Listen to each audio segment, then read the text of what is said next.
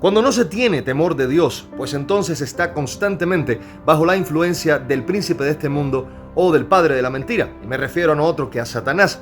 Entonces, las personas van a ser guiadas en la falsedad, en el engaño, en la hipocresía y sencillamente en la mentira, y no les va a doler en lo absoluto, pues decir alguna que otra y tenerla siempre como una herramienta a la mano que según ellos les resulta de utilidad. Algunos dicen pues sencillamente que mienten porque sí, otros que mienten porque no, o según ellos porque no les quedó de otra. Pero en realidad no se trata de eso, se trata de que no hay nada en su corazón que los redarguya diciéndole que mentir está mal, y sencillamente se dejan llevar por la influencia del príncipe de este mundo, una vez más de Satanás, que sencillamente induce a los seres humanos a actuar conforme al pecado que mora en ellos, y en otras palabras, a pecar contra Dios. La palabra de Dios nos dice en Hechos capítulo 1 versículo 24 lo siguiente: Señor, tú que conoces los corazones de todos. En otras palabras, no hay absolutamente nada que esté oculto delante de Dios. Y en Mateo capítulo 9 versículo 4 también nos dice, y específicamente Jesús lo menciona, y dice: y conociendo Jesús los pensamientos de ellos, dijo: ¿por qué pensáis mal en vuestros corazones?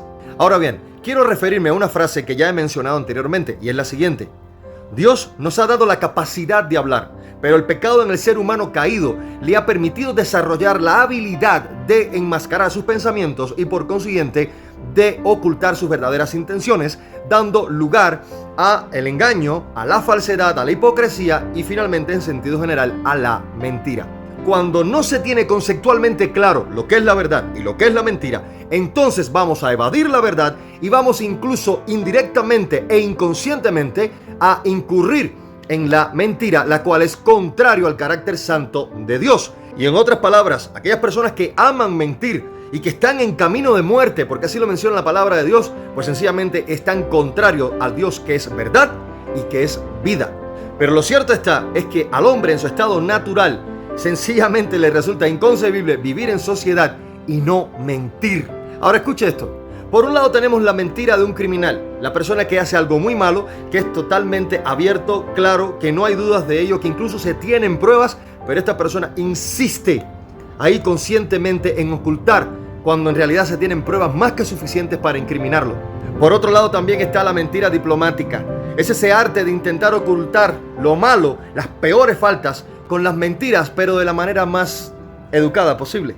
Por otro lado, también está la conciencia de los hombres de negocio, que con tal de venderles un producto, ellos son capaces de valerse de cualquier tipo de argumento, sea verdad o sea mentira. Por otro lado, están las muy conocidas, famosas y habituales mentiras piadosas, por ejemplo, como ocultarle el estado de salud a una persona que se encuentra enferma. ¿Y qué decir del esfuerzo que se hace para ocultar el verdadero estado moral de los seres humanos, haciéndonos ver como personas humildes o personas buenas, de buen corazón, dadivosos? Pero ay, Dios mío, mire, todo esto no es sencillamente más que el deseo de intentar esconder los errores del ser humano, que como dice la Escritura, engañoso es el corazón más que todas las cosas y perverso, ¿quién lo conocerá? Yo, el Señor, lo dice. Jeremías capítulo 17 versículos del 9 al 10. Ahora, escuche lo siguiente: ¿cuándo no aplica una mentira? Escuche esto. Hay un término que suele no tenerse mucha familiaridad con él, y es el absolutismo graduado. ¿Qué es esto? Aquí estamos hablando que son dos verdades absolutas o absolutos morales que entran en acción en una misma situación, pero se contraponen. Ojo, dos verdades, no mentiras. Esto no es relativo, no significa que en una ocasión algo sea verdad y después ya no sea verdad. No. Significa que hay dos verdades que se contraponen y entonces en un orden de prioridades nosotros tenemos que sencillamente escoger cuál de ellos obedecer por encima del otro, porque no podemos cumplir con ambas. Permítame ponerle un ejemplo. Éxodo capítulo 1, versículos del 15 al 21, nos habla de las parteras, nos habla de Cifra y Fúa. Estas mujeres se les había dado la ordenanza de matar a los niños hebreos. Faraón lo había ordenado así. Pero cuando le vienen a preguntar por qué los niños hebreos continúan naciendo, ellas dicen una mentira. Sencillamente dicen que las mujeres hebreas eran muy fuertes y que daban a luz incluso antes de que ellas llegaran. Pero dice la palabra de Dios que ellas incluso, después de haber dicho esta mentira, fueron prosperadas por Dios. La pregunta es: ¿por qué siendo una mentira fueron prosperadas por Dios? Sencillamente porque aquí la vida de los niños estaba en juego. Y entonces hay dos absolutos. Uno es que no se puede mentir. Dios es verdad y sencillamente Dios no acepta la mentira. Pero por el otro lado está el temor de Dios. el amor y temor a Dios, y eso está por encima de todas las cosas. Y entonces, entre esta verdad de no mentir y esta verdad de amar a Dios por sobre todas las cosas, en el temor de Dios, estas mujeres escogieron en prioridad amar y temer a Dios, y sencillamente ellas fueron justificadas por Dios a pesar de no haber escogido no mentir. ¿Se entiende esta idea? Vámonos a otro ejemplo. En Jericó, Rahab tuvo que esconder a los 2 espías. Ahora, cuando están buscándolos para matarlos, ella sencillamente oculta el hecho de que ellos estaban en su casa, o sea, que estaban escondidos en su casa. Ahora, ¿qué sucedió aquí? Esta mujer tuvo temor de Dios. Esta mujer fue prosperada. Incluso ella, después de haber sucedido todos los eventos de Jericó, ella se volvió parte del pueblo hebreo. Entonces, aquí vemos una mujer que, a pesar de haber mentido para ocultar a estos espías, entonces el sentido de la vida y del temor de Dios por sobre todas las cosas, esta mujer fue prosperada, fue justificada por Dios, porque hubo una vez más 2 absolutos morales o 2 verdades absolutas que sencillamente se contrapusieron: el no mentir o temer a Dios por sobre todas las cosas y amarlo a Él. Y si se da cuenta, en ambos casos hubo un imperativo muy grande, y es el siguiente: el intento de preservar la vida.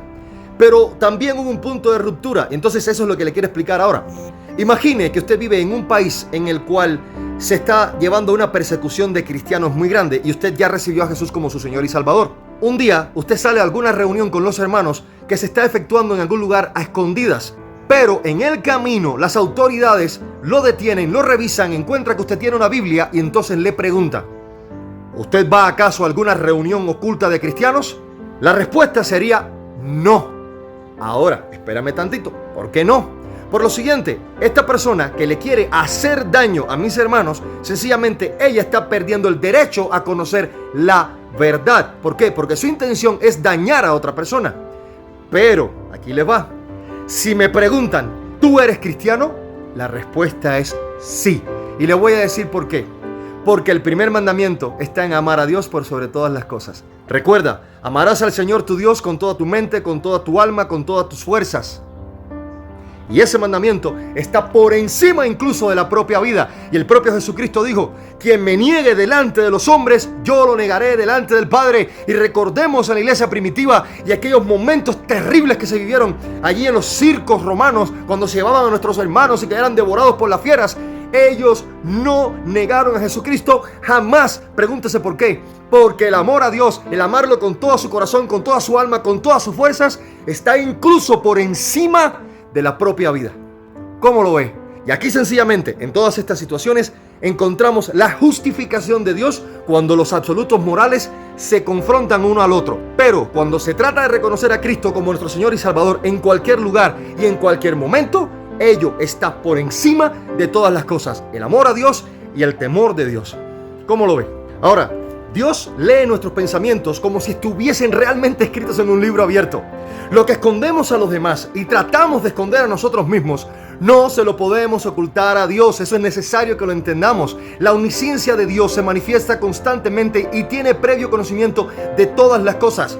Él nos pide precisamente dejar que su luz nos penetre, que ponga al descubierto lo que somos realmente, nuestra condición, para llevarnos a decir que somos pecadores y que nuestro único recurso es la gracia de Dios y que nuestro único medio de salvación es la fe en Jesucristo. Y como dice Efesios capítulo 4 versículo 25, desechando la mentira, hablad verdad cada uno con su prójimo. Pero la verdad no es un algo, la verdad es un quién, y es Jesucristo mismo, el único camino a la salvación, y no hay otro nombre dado a los hombres en los cielos y en la tierra en que puedan ser salvos sino en el poderoso nombre de Jesús, como nos dice Hechos capítulo 4 versículo 12. Entonces el llamado es el siguiente: si aún usted no ha recibido a Jesucristo como su único Señor y Salvador, hoy es el día, este es el momento. Venga delante de la presencia de Dios, confiese sus pecados a Él, arrepiéntase de ellos y tendrá garantizado, escuche, garantizado un lugar eternamente y para siempre en las moradas eternas. Y usted lo está escuchando aquí. Esto es Lente Bíblico. Que Dios le bendiga.